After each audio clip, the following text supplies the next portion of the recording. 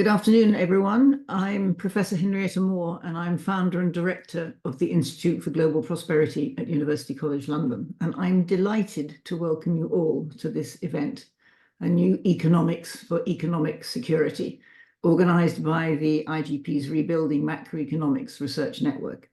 We have a superb lineup of speakers today, and I'd like to start by thanking them all for taking the time to be with us. We are very grateful.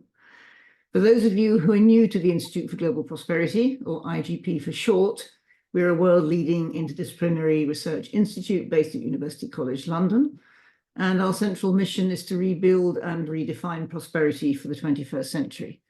And to achieve this, we work globally and collaborate with a wide range of stakeholders to try and co-create dynamic and sustainable pathways towards prosperity, secure livelihoods, and economic and social well-being for people and planet.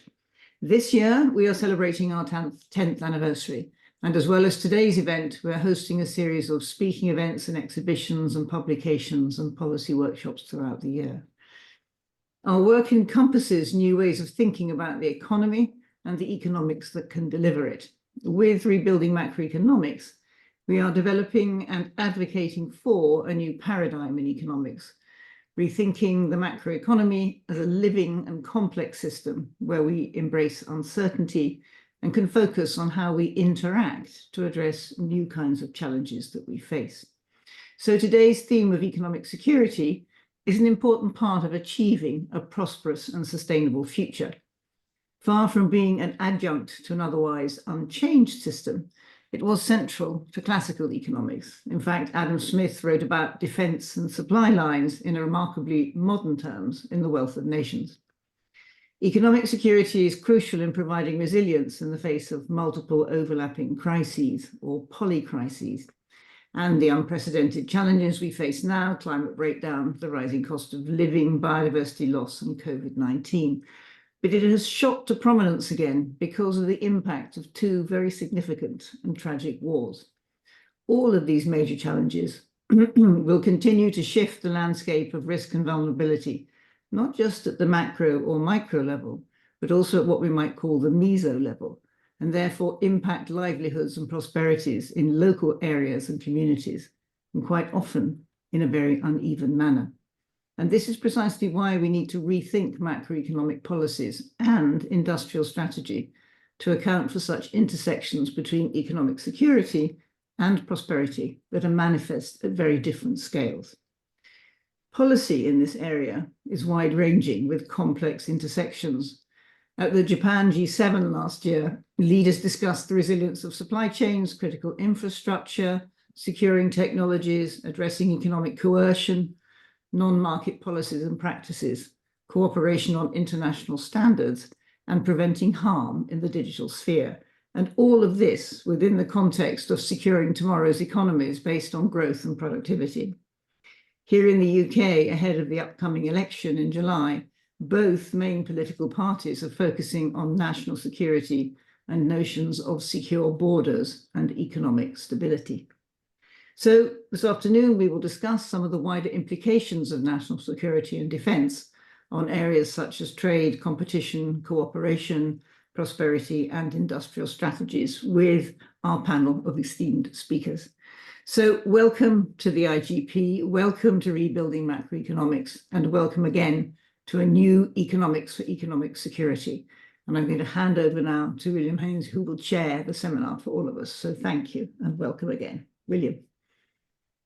Henrietta, for that very clear opening. And today's discussion, as you mentioned, is very much about whether we need a fundamental rethink about the way we manage and organize the global economy.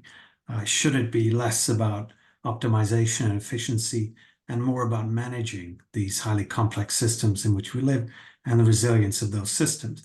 Was Liz Truss right when she said we focus too much on getting cheap oil, cheap electronics, cheap goods at the expense of our freedom and security? And what does all this mean for economics? Can we integrate security concerns, and what role should industrial strategies play? And what does it imply for how we tackle global challenges like climate change? Should we have more cooperation or competition? So to open things up, I'm going to turn the floor over to Benedetta Berti, who is the head of policy planning at the Office of the Secretary General at NATO. She's a foreign policy and security researcher, analyst, consultant, author, and lecturer. And she has written numerous books and has also been awarded the Order of the Star of Italy. So Benedetta, great to have you here, and the floor is yours. Thank you very much, Will, also for that kind introduction. And I'll just go straight into the topic from my from where I sit, which is, of course, at the NATO headquarters in Brussels.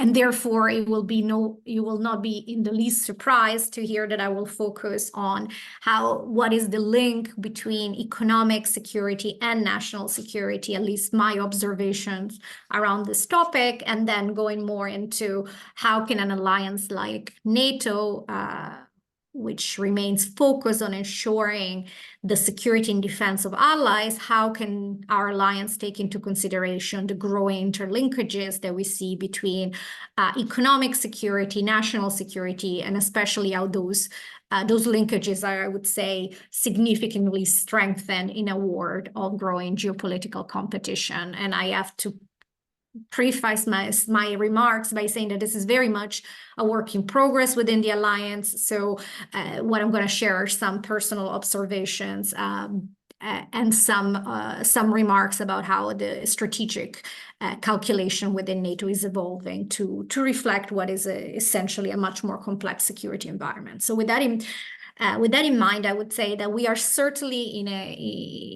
a agreement when I look at the individual national policies of allies across the transatlantic area in terms of recognizing the growing importance of economic policies and economic security to national security at large.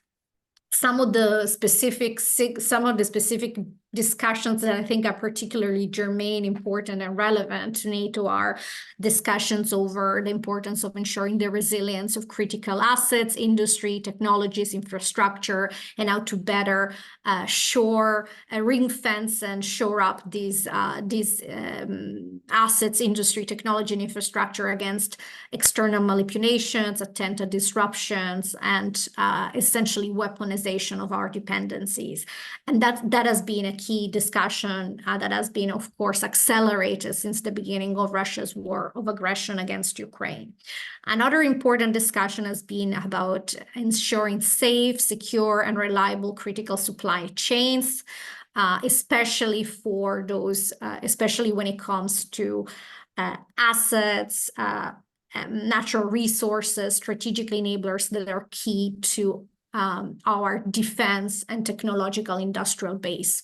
So that has been another, I think, very important conversation occurring in many allied countries. And of course, the impact is also relevant to NATO as an organization.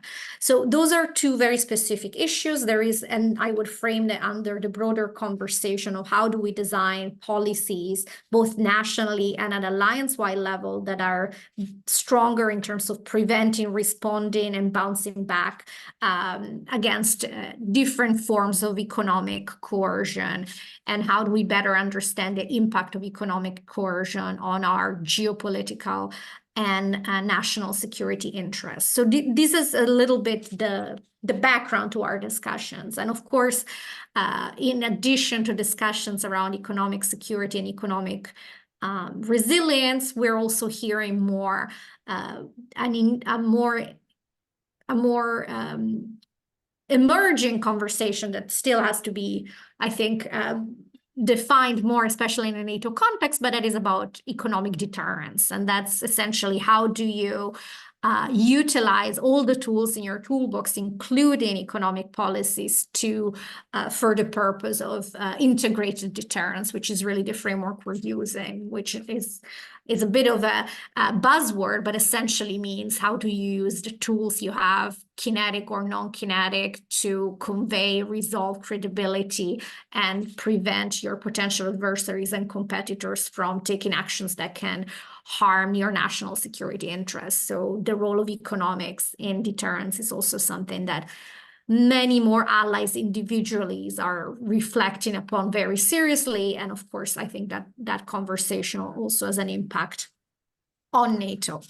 Now, for NATO as an alliance, I would say our starting point in terms of thinking through economic security, I would argue you could take different starting points. What could be the North Atlantic Treaty itself, where in 1949, allies recognized essentially the importance of fostering economic cooperation as a tool to build that strong community of value and interest that underpins and preserves the strength of NATO. But I think much more recently, the conversation around economic security is really tied to the perception of growing strategic competition and how that affects national and allied security. So my starting point would be, if you look at the latest NATO strategy, which is the 2022 strategic concept, essentially that document starts by affirming that NATO is now in the most complex, volatile, and dangerous security environment in generations. And that perception is underpinned, of course, by Russia's brutal war of aggression against Ukraine, which brought war back to the European continent and shattered peace in ways that are incredibly consequential for the future of Euro-Atlantic security, of course. But the strategic concept also talks about needing to adapt the alliance for a world in which you have permanent crisis in our neighborhood, the return of fully fledged war on the European continent because of Russia's war of aggression, recurrent shocks arising whether from global pandemics of climate change, and last but not least, having to readjust and function in a world of growing strategic competition. And what it essentially means from a NATO perspective is working in a security environment in which you have assertive authoritarian actors first of all, leading an authoritarian pushback against the rules-based international order. And here we're thinking about the People's Republic of China and Russia at the very forefront of that authoritarian pushback against the rules-based international order.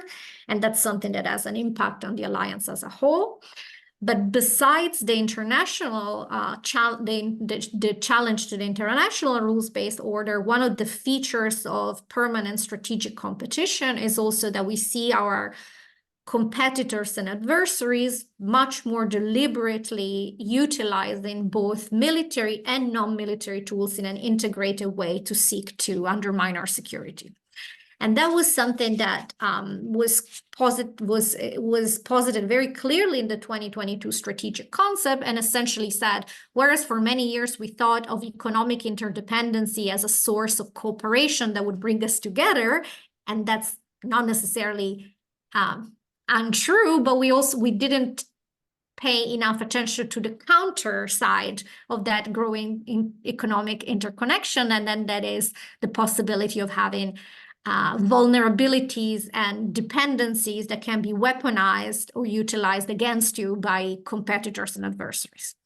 And so that starting point from the strategic concept, I think, is very important, because it essentially reflects that NATO recognizes that whereas that in this world of growing strategic competition, we're more and more challenged below the threshold of armed conflict through in the gray zone, through hybrid means, whether it's strategic corruption, foreign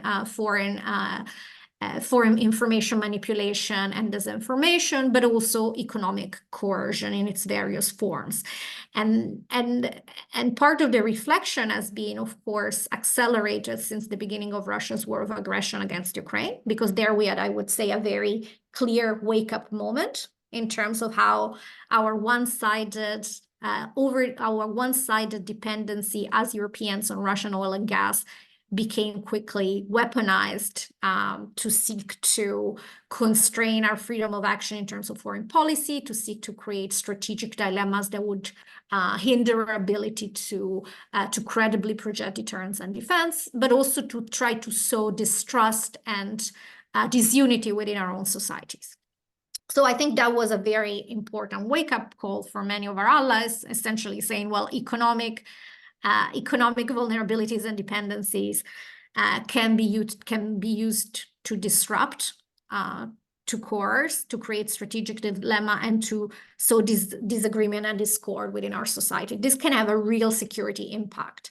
And that conversation, I think, has only been strengthened over the last 3 years, looking much more granularly at what are we talking about in terms of economic vulnerabilities, what are we talking about in terms of economic dependencies, and of course, thinking about the lessons learned from Russia's war of aggression against Ukraine, and broaden it to look at the broader set of dependencies. And of course, I would be remiss if I didn't think about the type of dependencies that we have, for example, in the People's Republic of China when it comes to renewables, when it comes to critical raw materials and minerals, and all of those, and what do those one-sided dependencies mean in terms of our ability to balance our security and our economic consideration.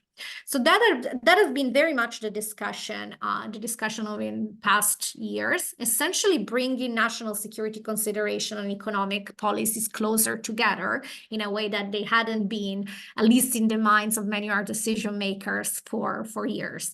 I don't think that trend is likely to go anywhere. I think in a world of growing strategic competition, it would be increasingly hard to disentangle geoeconomics, geopolitics, economic policies, and national security. So in that context, I think NATO has reflected upon what its role can be. And I have to say, this is really a work in progress, and it will continue to develop in the foreseeable future. But I think there are some good starting points. One is, of course, that as an alliance of 32 countries with different considerations, different economic policies, we can really utilize NATO as a platform to increase our collective situational awareness.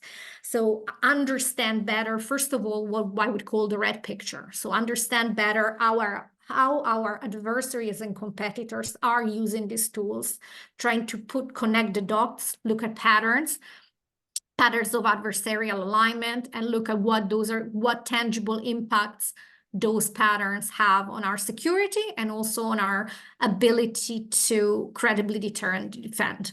Of course, over the last few months, we have seen these interactions in play very clearly. We know, for example, over the last year, the People's Republic of China level of support for Russia in its war of aggression against Ukraine has increased exponentially through the provision of key dual-use goods that essentially underpin today and enable the Russian war machine and its defense industrial base. And that's one way, and that relationship, I think, symbolizes again the convergence between geopolitics, geoeconomics, and national security. And by cooperating more closely, what the People's Republic of China is doing is essentially providing a lifeline, an economic and a military lifeline to Russia, but it's also indirectly lowering the impact of our sanctions, lowering of impact of our foreign policy tools designed to isolate Russia and weaken its ability to wage war. So we're seeing that economic relationship has a very, very significant impact on European security. And certainly there is a value in using a platform like NATO to have a better understanding of these patterns of adversarial cooperation and alignment and what they mean for allied security.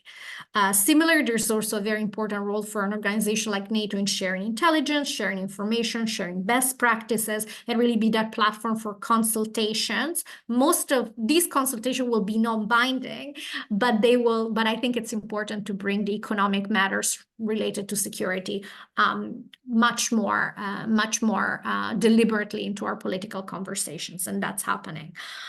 The second element, in addition to using a platform like NATO to have a better understanding and awareness, is, of course, how do we continue to work together to increase our national and collective resilience against economic coercion. And here NATO has done quite a bit in the field of resilience, looking at supply chain security, resilience of critical infrastructure with a specific focus on energy, transport, digital communication, and civilian space satellite. And I think here it's another area where it's very important to really broaden our understanding of resilience, looking not just at, of course, the physical and digital requirements for safety and security, but also paying attention on issues such as ownership particularly of critical assets, foreign direct investments in areas of critical value to our national security. And again, it's really about striking a balance between the economic consideration and the national security ones, but we have to start that conversation, I think, quite diligently, because it's a potential vulnerability in our societies. I know that my time is basically up, so I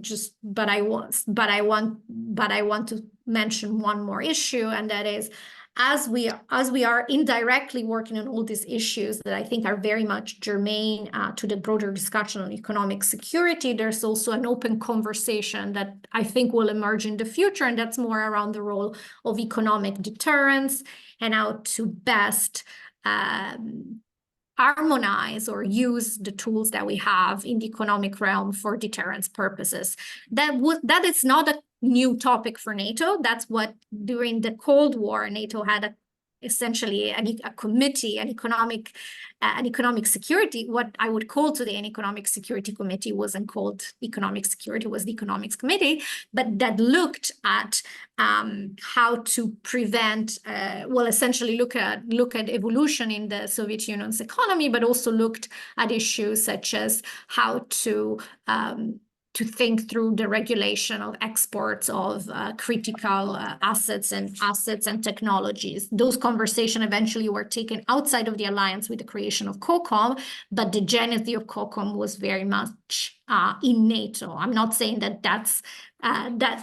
business should return to the alliance. I think that was a very specific and time-bound solution that worked very well during the Cold War. Now the war does move forward, and there's different bodies that may be better placed to do this type of work. But that's not the issue that I'm underlining, is that in a world of strategic competition, how to coordinate on economic deterrence, I think, will become more and more important.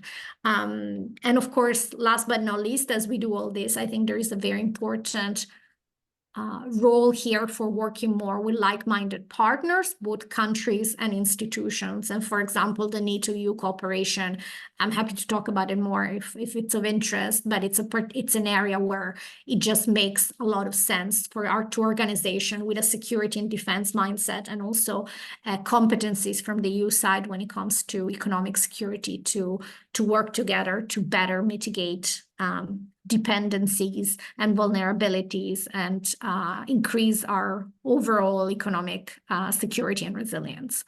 So I'll stop here. These are very initial remarks because it is for us really a developing topic, but thank you again for inviting me. Benedetta, for that very clear overview, and your discussion was quite wide-ranging, but ranged from talking about weaponized interdependencies to the resilience of critical assets, industry, technology, infrastructure, etc., and the need to bring together economics with security and striking the right balance between those. So thanks so much. Our next speaker is Beth Balson, who's a senior advisor to the United States Trade Representative in the Executive Office of the President. Beth, I think, has been extremely influential in the debate about the trade policy of President Biden. And she's also worked in USTR in the past and also set up her own company while also working in Congress as counsel for the House Ways and Means Committee. So Beth, please.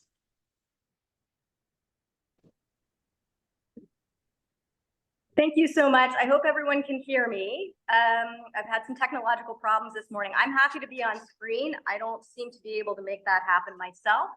But when I say it's a pleasure to be with you today, it is really a pleasure to be with you today because my computer's been acting up. President Biden often says that we're at an inflection point. Looking at the agenda and the participants illustrates that we're in a different environment today than the one that prevailed for most of the past 3 decades.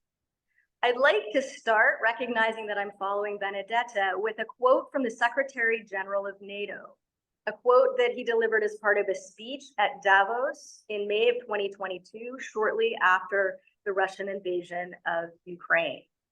We must recognize that our economic choices have consequences for our security. Freedom is more important than free trade. The protection of our values is more important than profit. We're taught in school that free trade promotes efficiency, so much so that countries are better off, even if they unilaterally remove their tariffs.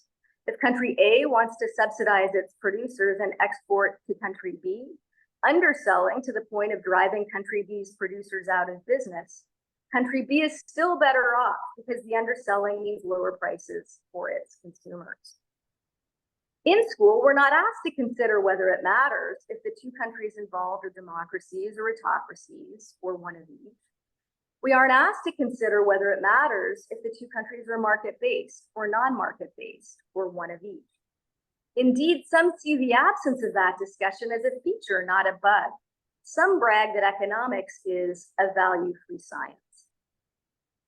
What Secretary General Stoltenberg is reminding us is that values do matter. A trade policy grounded in the ideology that taking down barriers is always the answer doesn't account for the risks that arise when a democratic market economy trades with a non-market autocracy. That freedom and values are foundational to, not severed from, trade policy are truths we used to know. These are truths that informed the very creation of the post-war economic order. They influenced the drafting of the Atlantic Charter in 1941, which in turn formed the basis not only of the Bretton Woods system, but of NATO. This year, we celebrate the 75th anniversary of NATO and the 80th anniversary of the Bretton Woods Conference. In just 3 days, we'll also be recognizing the 80th anniversary of D-Day. These remembrances give us the opportunity to reflect on the original vision for the multilateral trading system, why that original vision was derailed, and what we can learn from the wisdom of those who delivered the post-war peace. Freedom and values do matter. Let me turn to the Atlantic Charter. In August of 1941, Franklin Delano Roosevelt and Winston Churchill met on the USS Augusta off the coast of Newfoundland. They signed what would become known as the Atlantic Charter. It's a short document that sets out their vision for post-war peace. It was the foundation for NATO and the foundation for the Bretton Woods system. Indeed, it is the NATO website that hosts the text of the Charter. The Charter states that the President of the United States of America and the Prime Minister, Mr. Churchill, representing His Majesty's government in the United Kingdom, being met together, deem it right to make known certain common principles in the national policies of their respective countries, on which they base their hopes for a better future of the world. A better future of the world, that was the goal. I'll focus on the economic provisions of the Charter. The fourth paragraph of the Charter is about trade. It provides that the United States and the UK will endeavor, with due respect for their existing obligations, to further the enjoyment by all states, great or small, victor or vanquished, of access on equal terms to the trade and to the raw materials of the world which are needed for their economic prosperity. This was in response to German trade policy, which even in the run-up to the war had focused on hoarding raw materials and creating autarkic blocs. The reference to victor or vanquished is a recognition that the Treaty of Versailles and the peace and the rancor that surrounded it did not produce a lasting peace after World War I. The fifth paragraph of the Charter is about international economic cooperation. It provides that the United States and the UK desire to bring about the fullest collaboration between all nations in the economic field, with the object of securing for all improved labor standards, economic advancement, and social security. Here, it's important to note that FDR took office as president right around the time the Weimar Republic fell in Germany. FDR believed that the erosion of the German middle class through economic hardship had contributed to the fall of Germany's democracy. His economic policy in the United States was motivated by a desire to prevent that from happening to us. He understood that deprivation can prove fertile ground for dictatorship.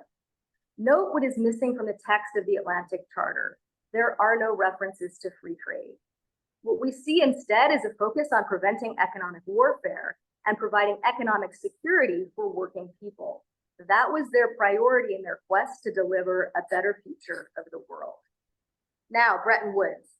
The Bretton Woods negotiations occurred over the summer of 1944. Negotiators prioritized establishing the World Bank and the International Monetary Fund. In particular, they felt they couldn't tackle trade terms until monetary issues had been settled. This is in part due to the competitive currency devaluations of the 1930s, triggered not by Smoot-Hawley tariffs in the United States, but by the failure of an Austrian bank in 1931. The trade negotiations were launched in 1946 at the United Nations Conference on Trade and Employment. Note that the conference was not just trade, but trade and employment. Workers were at the heart of the project from the beginning. We should remember that the hope of the conferees was that the Soviet Union would join. The rules were designed to accommodate economic engagement between market and non-market economies. In advance of those negotiations, the US State Department published a set of proposals in 1945. They are worth reading today for their pragmatism and their wisdom. Governments have restricted the freedom of traders by many measures and for many reasons. They will continue to do so. No government is ready to embrace free trade in any absolute sense. Their goal was not to eliminate all barriers, but to reduce them and put guardrails around those that remain. They understood that private actors through monopolistic behavior could distort trade. It wasn't something only governments did. They recognized the importance of pursuing full employment, but also recognized that one country should not pursue full employment at the expense of another by exporting unemployment. John Maynard Keynes hailed the US approach as a welcome departure from disastrous laissez-faire policies. The trade negotiations lasted until 1948. They included active participation from former colonized countries that had been independent for decades. And they also included India, which had just achieved independence. The negotiations concluded in 1948 with the signing of the International Trade Organization Charter. The charter included several provisions that are relevant to today's discussion. Significantly, the charter included a chapter on restrictive trade business practices, which sought to tackle monopolistic behavior, whether by countries or private actors. This was a response to German practices during the war and to the fascist model itself, in which the close relationship between the government and cartels fueled martial ambition. But as early as 1943, Churchill had been worried not only about fascist policies, but about what Soviet practices would look like after the war. He was especially concerned about the use of state monopolies to undersell competitors in market economies, and that the Soviets would seek to dominate Europe. The charter also included labor rules. The negotiators recognized that in a liberalizing global economy, mobile capital would have the opportunity to engage in labor arbitrage and to put downward pressure on wages. No less a figure than Adam Smith had argued that businesses tended to collude to suppress wages. When we recall the Atlantic Charter, we see these provisions as serving two important functions. They are designed to provide economic security for countries by limiting monopolistic practices by firms or by governments that history has shown us are destabilizing to peace. They are also designed to provide economic security for working people by limiting the ability of mobile capital to exploit workers and to put downward pressure on worker protections. The US State Department saw that economic conditions in Europe in 1947 were so dire that it was proving vulnerable to communist encroachment. The response had three prongs: the Truman Doctrine, the Marshall Plan, and the ITO Charter. The view was that those three prongs together would work to preserve democracy and capitalism in Europe. The ITO Charter never entered into force because big business in the United States, working with members of Congress hostile to organized labor, tanked it. The General Agreement on Tariffs and Trade, the tariff cuts, had been negotiated separately and already entered into force. With the failure of the ITO, we defaulted to the GATT. And since then, people have come to believe that the architects of the post-war peace believed that tariff cuts were the pathway to peace and prosperity. Put differently, that a laissez-faire version of globalization was the pathway to peace and prosperity. We can see, however, that tariff cuts alone were not the plan. In advocating for ratification of the ITO Charter, State Department negotiator Will Clayton felt strongly that the ITO Charter, which Harry Truman referred to as a code of economic ethics, would preserve capitalism and democracy. He said, "There are two roads we can take here. One leads in the direction of free enterprise and the preservation of democratic principles. The other leads in the direction of state trading." In the 1970s, we began to see a backlash against Keynesian economics and a shift toward a more laissez-faire paradigm, sometimes referred to as neoliberalism. Markets knew best and governments needed to get out of the way. The negotiations that led to the creation of the World Trade Organization were launched in 1986 when Ronald Reagan was president of the United States and Margaret Thatcher was prime minister of the UK. With the fall of the Iron Curtain just a few years later, there was a triumphalism around democracy and capitalism that fed confidence in Reaganomics and Thatcherism. Economic liberalization would pave the way for political liberalization. It became a truism. The rules that formed the WTO agreement were molded by that economic philosophy, and as a result, it bears no resemblance to the ITO Charter. It has no labor rules. It has no anti-monopoly. The lesson so painfully learned in World War II, that economic deprivation is destabilizing and that monopolies by country or company facilitate economic coercion, were forgotten. We came to believe that interdependence was an unalloyed good. Interdependence brings benefits, but it also carries risk. We focused on efficiency. We focused on achieving the lowest possible cost. Even if workers paid a high price for those costs through the kind of exploitation the ITO negotiators had sought to prevent.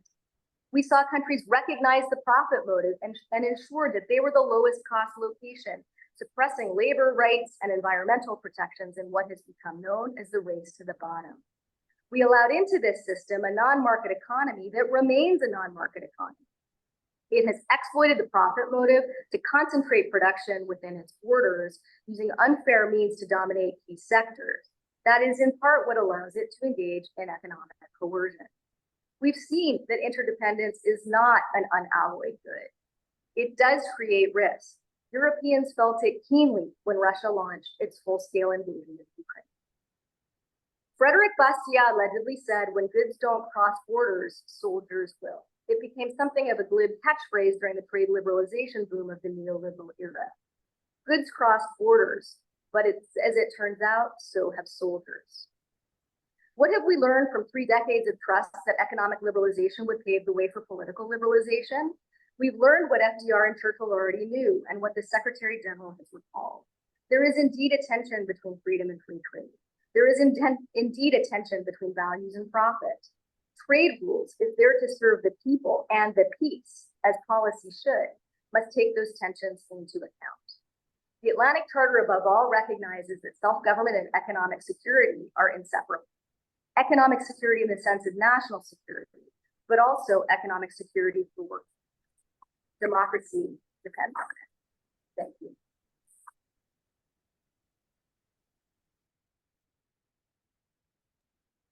So much, Beth, for that. And it was great to hear your vision and values for the international system. Thanks so much. Our next speaker is David Adler. And I think David is one of the most important thought leaders on economic security right now. He's a contributing editor of American Affairs and the author of the book, The New Economics of Liquidity and Financial Frictions. And it's great to have you here, David, and the floor is yours. Thank you very much for the introduction, and I'm excited to be joined by such a distinguished group of speakers. I've written a lot about economic security for a series of articles for Foreign Policy magazine, and also there have been related webinars hosted by the think tank in Washington, ITIF.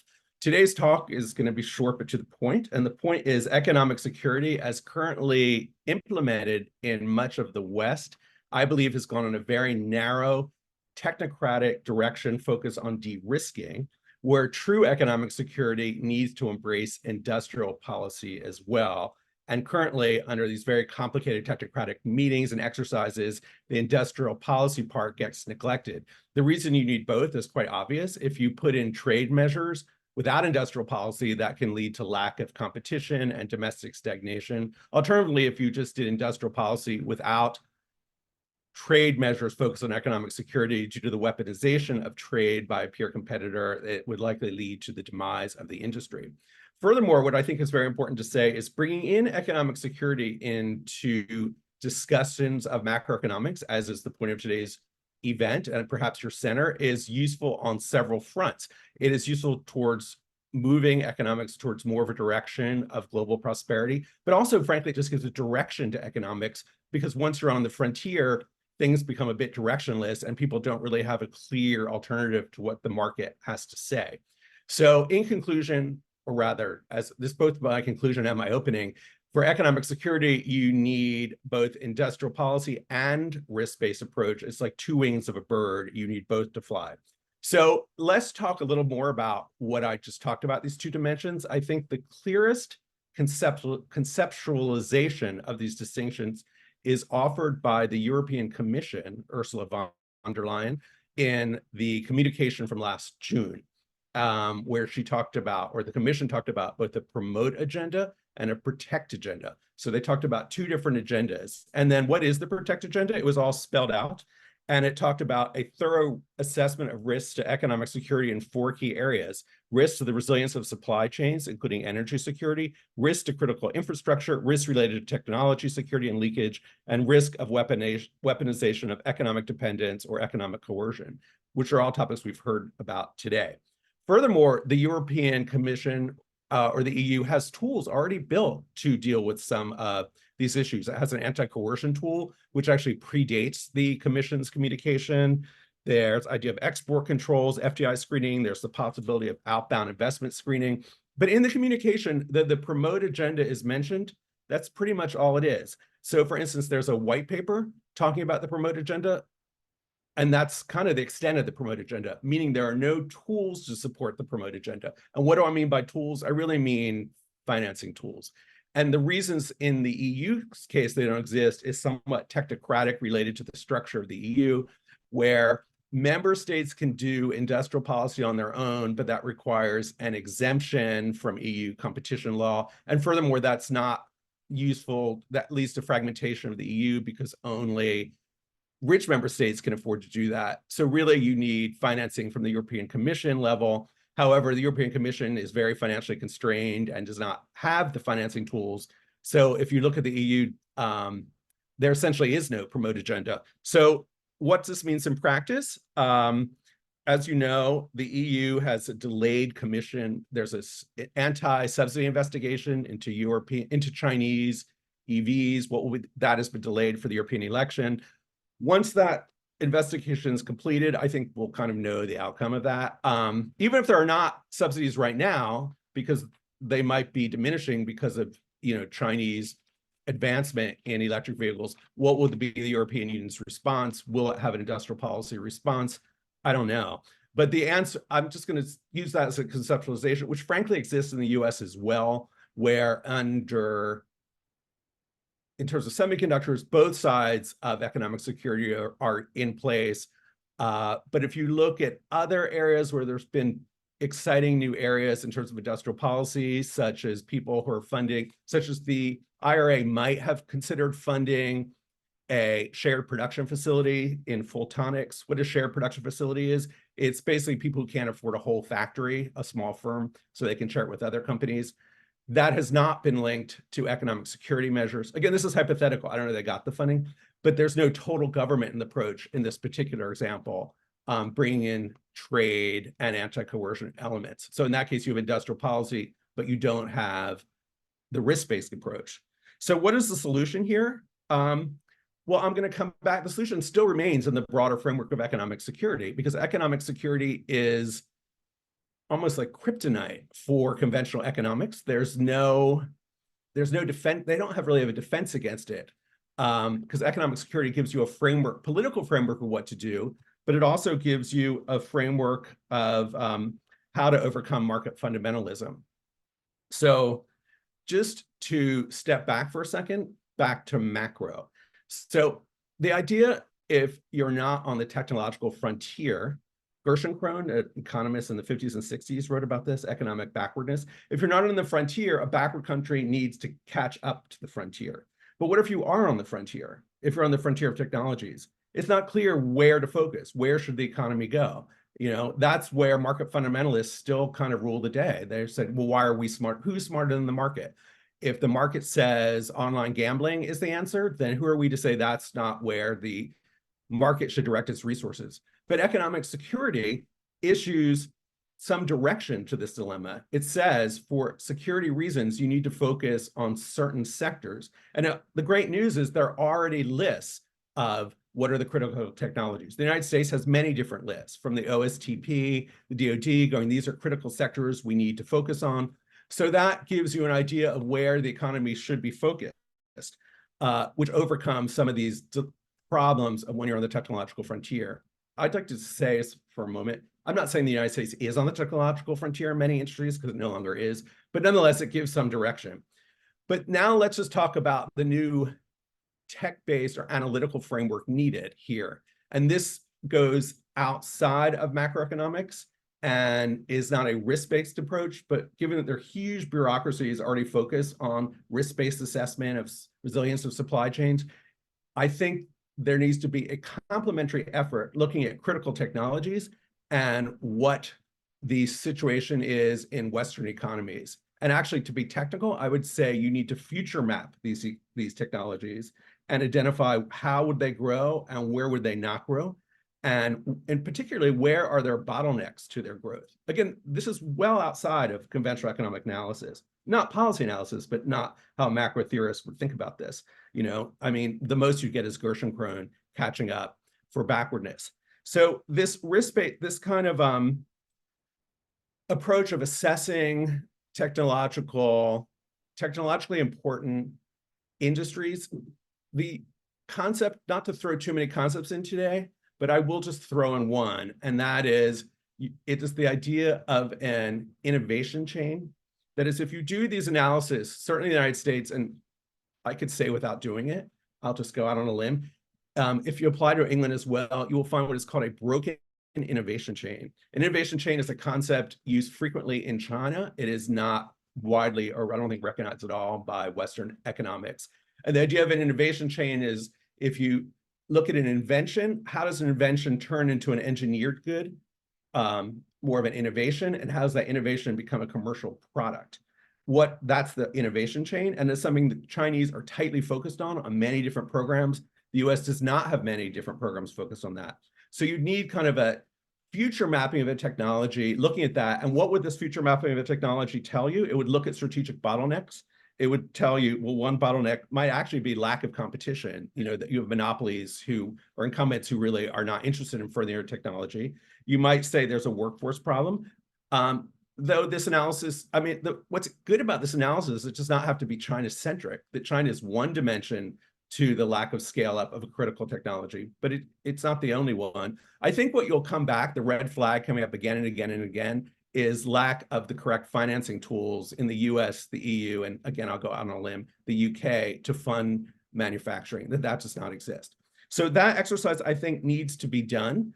And I will say, just as a little plug here, I'm working on a workshop about this with Bill Bonvillian at MIT that may interest people here, looking at a few technologies. But to be honest, this needs to be a government approach. It needs to be thorough. The workshop's just sort of a stepping stone. It needs to be massive and a government function.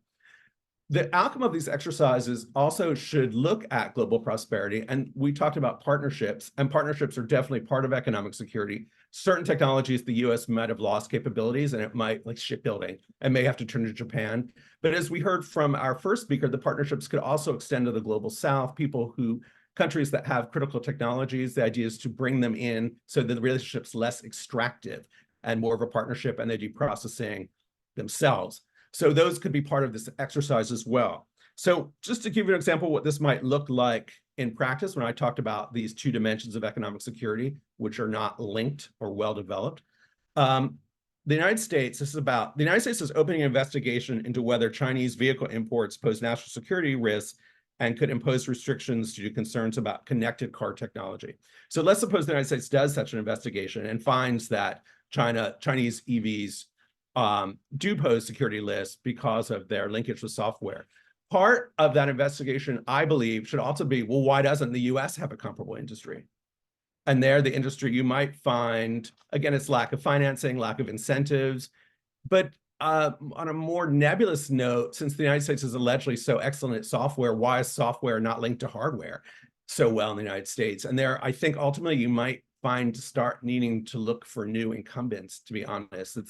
Apparently that's not what Detroit does. I will say under ARPA-E, there are the possibilities of competitions for actually new entrants in this space.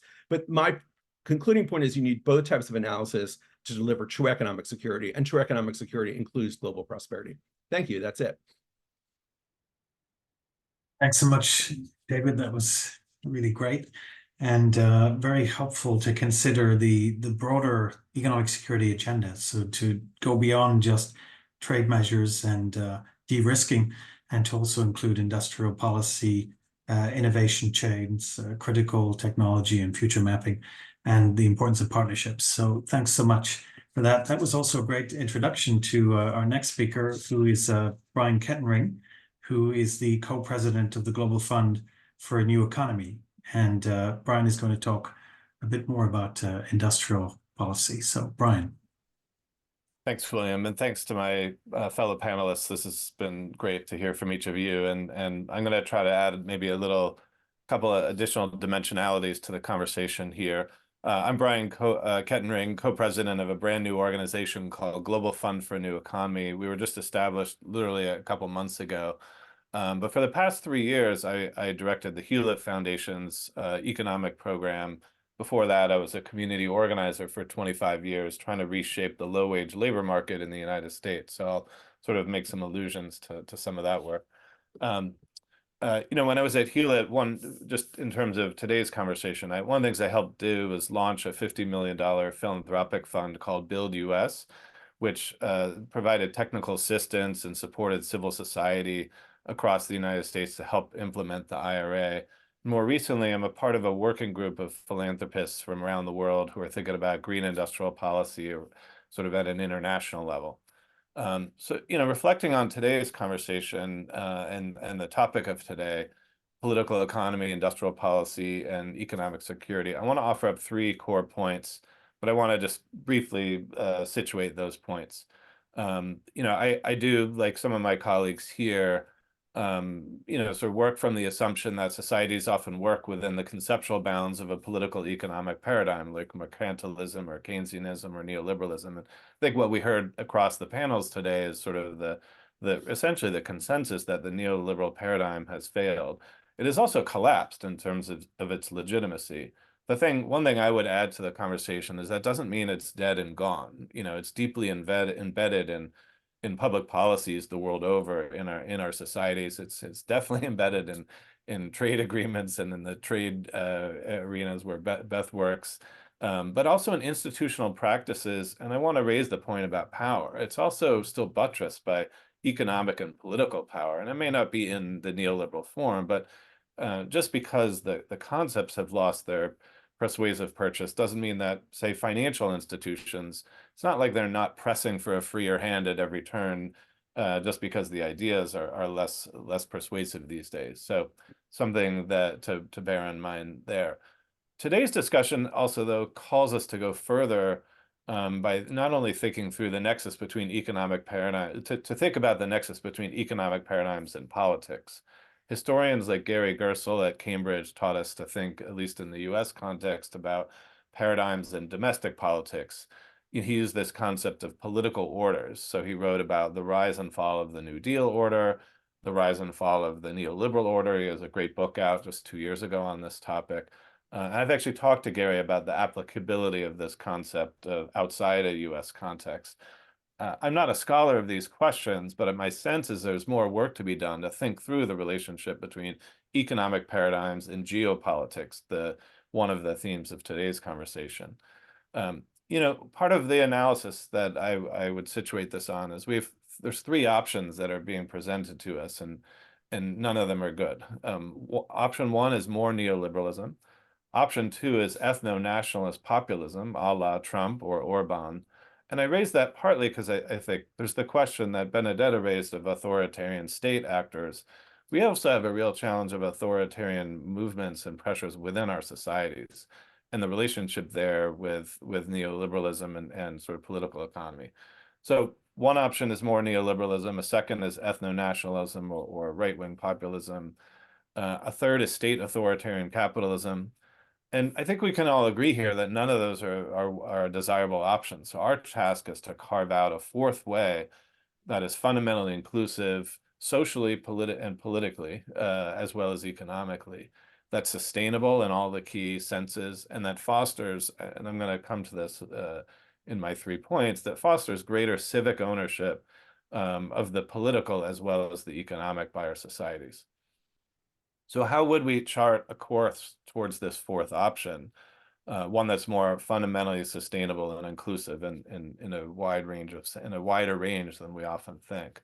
Or, per the mission of my new organization, how do we build a movement of ideas and a social movement for a new economics? So there's 3 ideas I want to put on the table. One is that there's leverage and transition. 2 is we have to deliver for the working and middle classes of our societies. And 3 is we have to renovate our institutions and strengthen civil society and democratic capacity. So real briefly, there's leverage in transition. So hopefully this will add to the conversation from our previous panelists. But I think we have to look for the places where we have leverage as social actors to drive better outcomes for the various publics we all serve. The greatest such opportunities lie, unsurprisingly, in the political economic transitions of our time. In particular, in my work now going forward, focused on the green transition and the rise of AI and new technologies. So what does this look like, and to what end should such leverage be exercised? I would submit that we have to drive towards this fourth way in terms of the end. And those, it's not perfect, but I think in many respects, Elizabeth talked about Bidenomics as applied to the trade regime, but I think Bidenomics is a good example of a real turn in U.S. policy making. And the U.S. Inflation Reduction Act creates numerous incentives for high road as opposed to low road forms of economic development. I would cite Brazil's Nova Industria program, which holds considerable promise. There's examples around the world, and I have to note the election of President Sheinbaum in Mexico. I was just there 2 weeks ago. There's a lot of excitement about the potential under the new government of doing green industrial policy there. So there are possibilities around the world. Part of how we seize on the leverage is by calling on this leverage that in these transitions is to call on our governments to set out industrial strategies. That's part of how we do this. And from there, we have the opportunity to break from the neoliberal mold.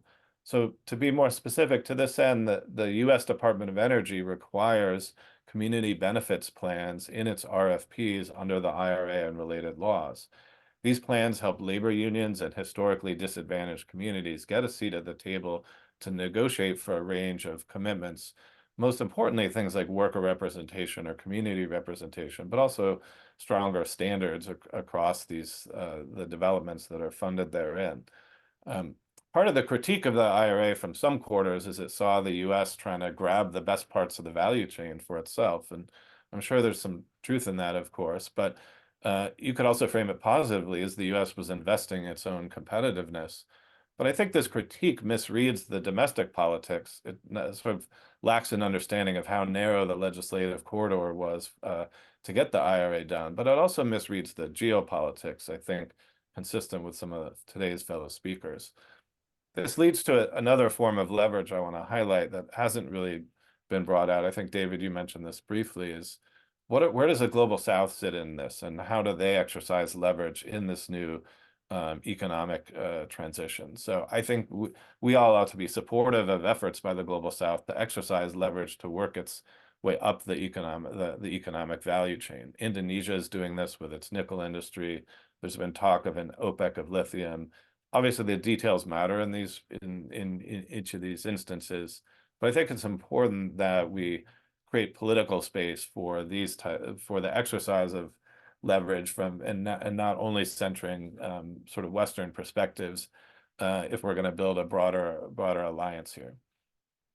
In the interest of time, I'm just going to very quickly cite 2 more points and then wrap up. So I sort of said this, and it's been raised certainly by Beth and others, but Number two, so point one is that there's leverage in transition. Point two, though, is we have to really deliver for our working and middle classes. Part of why we're in such deep trouble is the neoliberal model didn't deliver for so long and got us into a lot of the troubles that we see today. So right now, there's a pitched battle to define the green transition. Nigel Farage is campaigning for power, not poverty. The Dutch Freedom Party, which just fared well in recent elections, they're campaigning against the green transition, saying you can't afford it. So until we design policies all the way down to the last mile of how people experience them on the ground, we're really struggling with this in the U.S. There's a whole debate here about deliverism. Has Bidenomics delivered for ordinary folks? Until we sort of resolve those questions, we will not be on a solid footing. Finally, point three is we have to strengthen civil society and democratic capacity. Today's conversation is about economic security and industrial strategy. But I want to sort of submit to you that we can't actually do it with the institutions we have, both the governmental ones and the social ones. So I won't talk as much about the governmental side. There's people here with more expertise on that, but there's important concepts. David talked about essentially missions, sort of similar to Mazzucato's concepts there, or the notions of the entrepreneurial state. I want to bring up Fred Bloch's writings on, again, from the US context of what he called the hidden developmental state. Industrial policy didn't leave many parts of the world, but particularly in the West, it sort of disappeared for a generation. And now that it's coming back, we have to think about what that means in its relationship to our publics and to civil society. One of the largest grants that we made when I was involved with Build US was to grassroots community organizations around the United States to run urban demand side campaigns to electrify entire neighborhoods or to electrify public buildings. Because if there has to be a public engagement and public democratic legitimacy with the green transition, with the technology transitions and other political economic changes in our societies. So we worked hard with these investments to help, again, communities, labor unions, grassroots forces to, for example, to help entire neighborhoods come off the gas grid and to move to an electrical system. Because if you don't do that, what happens is wealthier people put solar panels on their homes, stranding lower income consumers on the old grids, and then they actually get the higher rate. So it's sort of precisely the opposite of the flywheel that we need to create. So I'm at time, a little over time here, so I want to just offer those 3 points up, and I really look forward to this discussion. Thanks for having me today. Brian, and thanks for discussing the relationships between new economic paradigms and geopolitics. And of course, thanks for your leadership on these issues.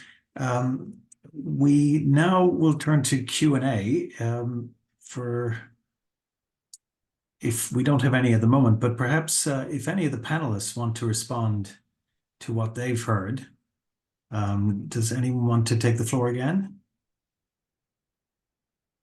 Yeah, David.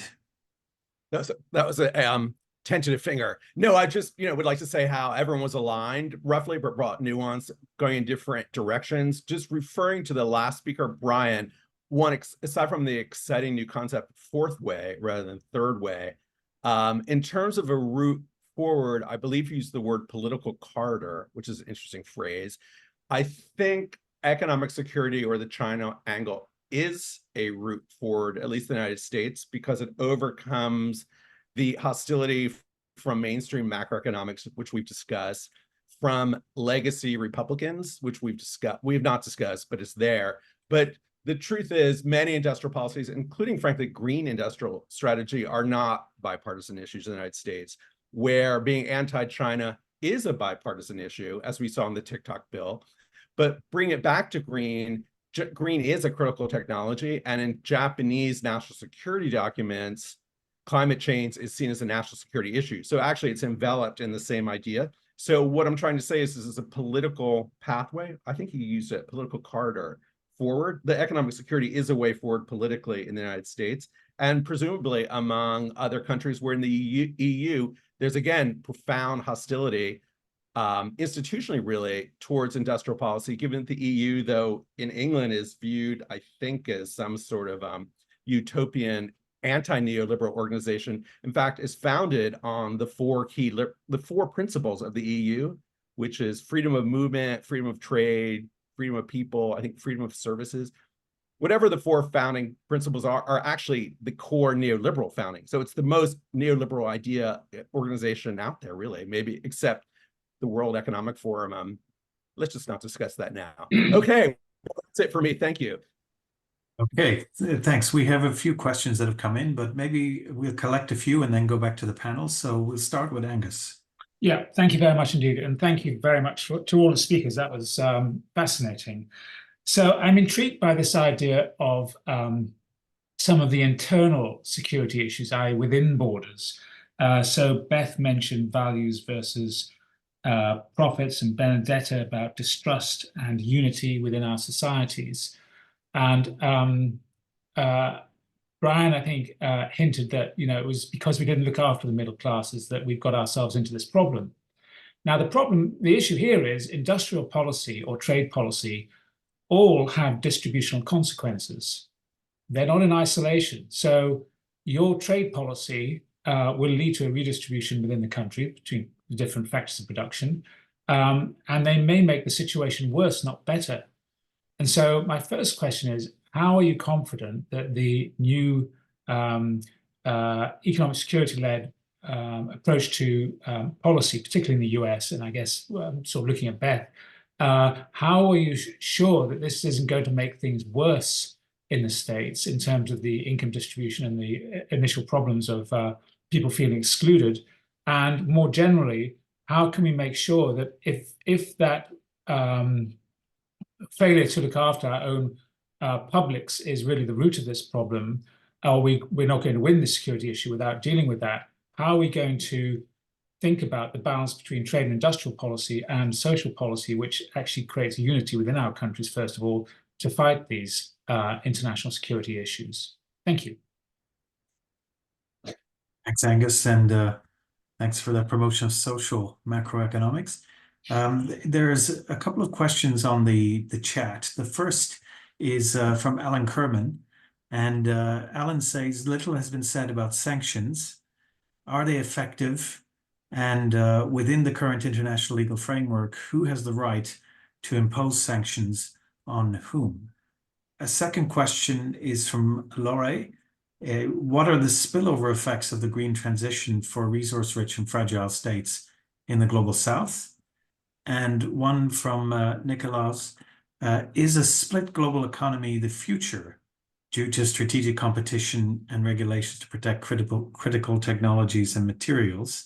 How can we address these concerns while promoting international cooperation and preventing the polarization of global economic and technological ecosystems? And another one from Gulshan, just want to know about hidden development and how it's helpful to grassroots communities. Okay, so a number of questions, a number of issues there. Who wants to, perhaps Benedetta, we could start with you. All right. Yes, I do feel most of them are probably not for me, but I will try to just focus on the issue that have a security defense angle. I guess one is, I think, the question about the question about are we walking towards a split future in terms of our economic futures, which I guess I will interpret from a security perspective. Are we going back toward blocks, right, in terms of security and defense? Of course, I don't have a crystal ball, so I don't know if that's the future we are walking towards. What I would say from my vantage point in terms of defense and security is that, and I think it goes very well with what other speakers have mentioned, we are partially recovering from 30 to 40 years of post-Cold War peace dividend hangover, in which we actually simply removed geopolitics and defense considerations from a lot of our policies. And I think in terms of economic policies, the view was, again, and I think this was already mentioned, the more economic interdependence will lead to political liberalization, and that will lead to more cooperation, and we will all grow closer together, the quote-unquote end of history paradigm. And of course, that didn't work as planned for many sectors, but for the defense and security one, I think it was especially obvious that whilst we perhaps overestimated the power of trade interdependency as a way to minimize or mitigate or erase what were geopolitical differences, we also didn't do, in many cases, our homework when it comes to mitigating vulnerabilities and thinking in terms of how to ensure that those interdependencies wouldn't one day be used against us. So in a way, we do have some homework and some catch up to do. I think that we should avoid a Manichaean, and that's my personal opinion, only a Manichaean understanding that it's either complete protectionism and a split work in economic terms, or a free-for-all where we don't build guardrails for our national security. So I think what we're trying to do is really hit that sweet spot. And that goes back to some of the discussion about what the EU is doing, and we're working hand in glove with them on these issues. What are the critical sector in our industries, in our technologies, in our supply chain that really underpin our national security? And for those, we have to, I think, have some serious and deliberate guardrails. Does that mean protectionism? No, at least not in the views not in terms that we are looking at it at NATO. Is more about how do you work with allies, key partners that are like-minded. How do you have shared standard and norms that you can apply to really ring fence those core sectors, industries, and assets that underpin your security and your defense, and that ultimately, if push comes to shove, your military will need to rely on those assets to deliver credible deterrence and defense. And on those, you need to have a pretty high standard. So those are core.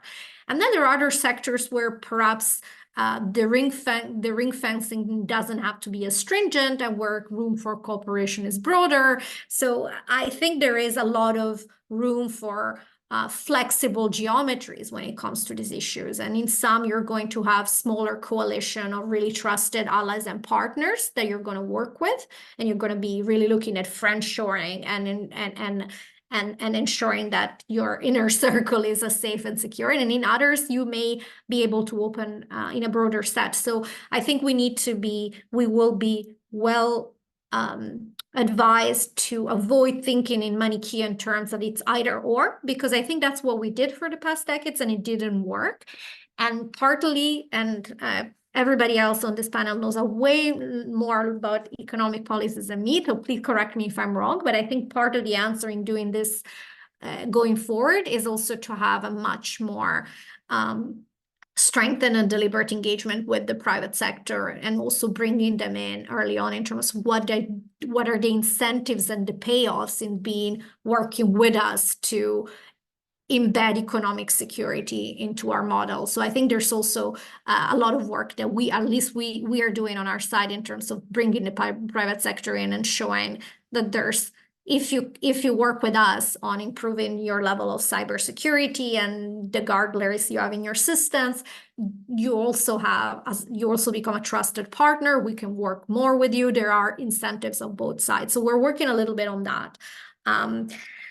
Maybe I'll say one word about sanctions and their effectiveness. Again, everybody else on the panel can say more, but I will just mention that that's what I was hinting when I was talking about the conversation that we're starting to have about what it truly means to have a real integrated deterrence posture. And that means really using all the tools in your toolbox, and the military tools, the political tools, diplomatic and economic tools. And perhaps we have been in the past remiss in only focusing on sanctions as the primary tool. I'm not saying that it's not useful, but I think there's room for more creativity when it comes to looking at economic deterrence beyond just sanctions.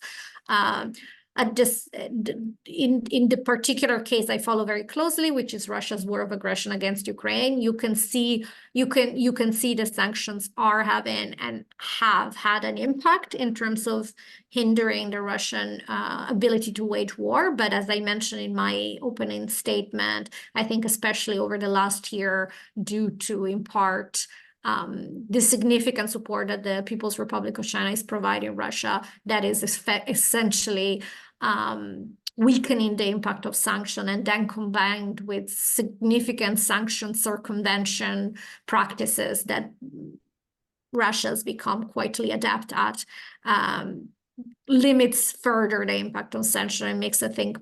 It doesn't mean you have to throw away the baby with the bathwater, but you might have to think more in terms of how to ensure better enforcement, but also not just direct, but also how to think through, for example, when it comes to the People's Republic of China, what type of messaging would be more useful in deterring some of this current behavior that is proving so consequential to enable the Russians' war's efforts. So maybe glass half full, room for improvement in verification and in enforcement, and also room to be a bit more creative in how we employ economic deterrence tools. I'll stop here. The rest wasn't really for me. Thanks, Benedetta. Maybe I'll turn to Brian next. Brian? Thanks, William. A couple of questions from the chat I'll respond to. There was a question that I wrote back and made it disappear, but it asked the hidden developmental state, was that a good thing? And I was saying no. So Fred Block is a sociologist at UC Davis, and he and co-authors have been sort of trying to explain the fact that industrial policy was going on during the neoliberal era in the United States, but it was not well understood.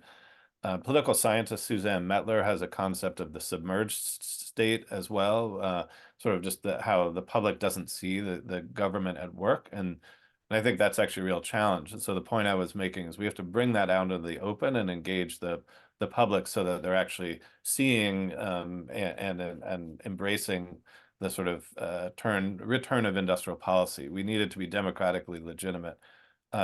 Jonathan Barth asks hi Jonathan, asks a good question in here about, even if trade relations aren't a guarantee for political liberalization, they can serve as a useful platform for multinational dialogue. And so I agree with the spirit of what you're getting at there, Jonathan, although Beth would certainly have more expertise than I on that. But I wanted to go back to something David was saying, which is, David was sort of I don't want to put words in your mouth, David, but kind of calling for economic planning or at least new types of, the point I wanted to raise is there's a whole set of new types of coordination and multinational dialogue that are required around supply chains, for example, and industrial policy. And sort of there's a coordination function, Jonathan, that I think is not a trade question exclusively, and offers a lot of opportunity for multinational cooperation. And part of the point I was raising around the global South is we have to create those, and someone just made this point again a minute ago, that are not extractive relationships, but allow global South countries to work higher up the economic value chain. Thanks, Brian. David? Sure. 2 points. One is to a Q&A chat, which said, Adler keeps mentioning hostility for mainstream macro. Could you explain? Well, I don't know why they're so hostile. So in that sense, I can't fully explain. But I would say a lot of these problems are not recognized by mainstream macro. Specifically, the idea of innovation systems is mentioned, but it's really better developed innovation studies in political science than it is in mainstream macro. So it turns out I have an article today, in fact, in something called The Liberal Patriot, with Bill Bonvillian, which discusses the U.S. innovation system being largely developed in 1945 by Vannevar Bush, which was well suited to the conditions of 1945. But the U.S. innovation system, which is all about science and technology and R&D, had no focus on manufacturing, and in a sense has very limited focus on manufacturing. So that's a failure in the U.S. innovation system itself, which is historical in nature, which would need to be addressed. And I would say that concept or issue is largely outside of mainstream macro. Talking about Angus's, I think, provocative and extremely and right on comments about economic determinism, that the ravaging of societies, of things have sort of fallen apart through, I mean, neoliberalism is such a vague phrase, but let's just say the financialization has certainly had societal effects. So under industrial policy, as you attempt to reindustrialize, I think there will be societal effects away from financial services towards industrial sectors, and that could be part of the analysis. But in terms of redistribution, what we're looking at here is maybe the decentering of finance. I might just say as an aside, I actually work in finance, but a decentering in finance and a reduction in salaries in finance. So, I mean, maybe that's an issue that concerns Angus. I don't know, but I don't know what to say about people in finance whose profits are reduced, learn to code. But yes, there will be redistributional effects that maybe some people are worried about. Certainly people in London, given it's a financial-led economy, the city of London. Great, thanks, David. Beth? Great. Let me try to pick up on a few themes and respond to a few questions. First of all, for the sake of giving people reference points to go back and visit some of the things USTR has done, one is a speech that Ambassador Tai gave June 15th of last year at the National Press Club that goes into a lot of these issues, including how to have a post-colonial globalization that does contemplate building global South into the more value-added parts of the supply chain. So it gets into a lot of these issues. So that's an important reference point. The other on distributional effects, one of the first things Ambassador Tai did when she became USTR was to ask the Independent International Trade Commission to do a study of the distributional effects of US trade policy on US workers. And it found that there were really, really problematic effects for communities of color, but also non-college educated white men. So we see some connectivity around those people who have been left behind. What we're trying to do is have a trade policy that corrects for that. And correcting for that, there's a way to do that that also takes into account that there are also all the ways in which neoliberal or laissez-faire globalization was not helpful to the global South. And we look at per capita incomes that masks inequality. That's something we're mindful of. Doing trade differently is really difficult because there are a lot of vested interests. Ambassador Tai and also I am in the crosshairs of some very powerful interests. The Wall Street Journal editorial board is unhappy with us. And I could go on about all the different groups that are out there and saying things like we should abolish USTR. So we are not unaware of nor daunted by what we're facing. The way we're trying to do trade agreements differently is to recognize that the way we did it before had some consequences we need to correct for. I think one of the most important features is that we understand that we've got hard thinking to do about how tariff liberalization fits into this picture. We're not doing the traditional comprehensive free trade agreement. That's conscious. We do not want to repeat mistakes that are embedded in those trade agreements. I could talk about that forever. I won't. But also in the context of how to work with the global South on new ways of doing trade deals, I want to talk about something that was an innovation thanks to congressional Democrats in the new NAFTA with Mexico and Canada, which is a different kind of mechanism to lift labor standards. Instead of having it be enforceable by the United States suing Mexico, workers can petition about a particular facility that's not recognizing certain kinds of labor rights. We've used that mechanism over 20 times. We've gotten back pay for workers. That also interferes with the current incentives that allow for labor arbitrage. So we care very much about the Global South. Ambassador Tai has been able to build relationships with her partners in the global South on the point about trade as a multinational, as an opportunity for multinational conversations. Absolutely, thank you for saying that. People are so focused on the dispute settlement mechanism of the WTO that they don't pay attention to all the other things that are happening at the WTO. I joined the ambassador at the ministerial conference in February in Abu Dhabi. We had one bilateral after another. Most of them, I believe, were with members of the Global South who were excited that the United States was talking about these issues differently. So yes, the WTO is an important venue for having conversations about how to do things differently going forward. And the WTO, unlike some of it, is maybe ahead of its Bretton Woods siblings in terms of wrestling with challenges around how you reform these institutions in a post-neoliberal world. And then also on de-risking, I think that's what we're looking for with respect to the People's Republic of China. Lessons learned from the previous version of globalization, thinking through consciously the total suite of policies that are available to us. I'm really happy that the conversation has been about the role of industrial policy. I know that there is some concern over the IRA. The IRA pales in comparison to the scope of the industrial policy that the People's Republic of China has pursued, particularly since the financial crisis in 2012. And I guess I would say, to wrap up my thoughts on this, the U.S. needs to be able to preserve its democracy. That is why giving us the space to focus on repairing our middle class, making sure that working people have confidence in the kind of economic policy the government is advocating, that's important for our own democracy. And as far as I can tell, US democracy is also really important to other democracies around the world. So I understand that this is a transition phase and there's some anxieties around it, but the goal here at the end of the day is to lift up democracies and preserve them everywhere. Thank you.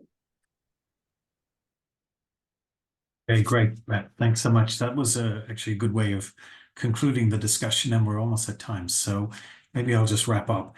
But I think, as Benedetta said, we have a lot of homework, and we have some catch up to do to really understand these vulnerabilities and interdependencies. We have to consider not just interstate economic security, but also the economic security for working people. We need to link industrial policy to the broader agenda of de-risking. We need both new paradigms in economics, but also better understanding of its integration with geopolitics and the vision and values that go with that debate. We need more partnerships with the Global South as we rebuild this international order and system. And we need to think about the macroeconomics of all of this. So the next discussion that we're going to have in this series is actually pointing in the direction of many of these debates, which is on green industrial strategy, which will take place in September. So we hope to continue discussion with most of you. Thanks so much to all our speakers who did such a great job today, and we look forward to continuing this discussion. And thanks to Henrietta and also to Rayhan and Angus for organizing this talk. Thanks so much. Thank you all very much.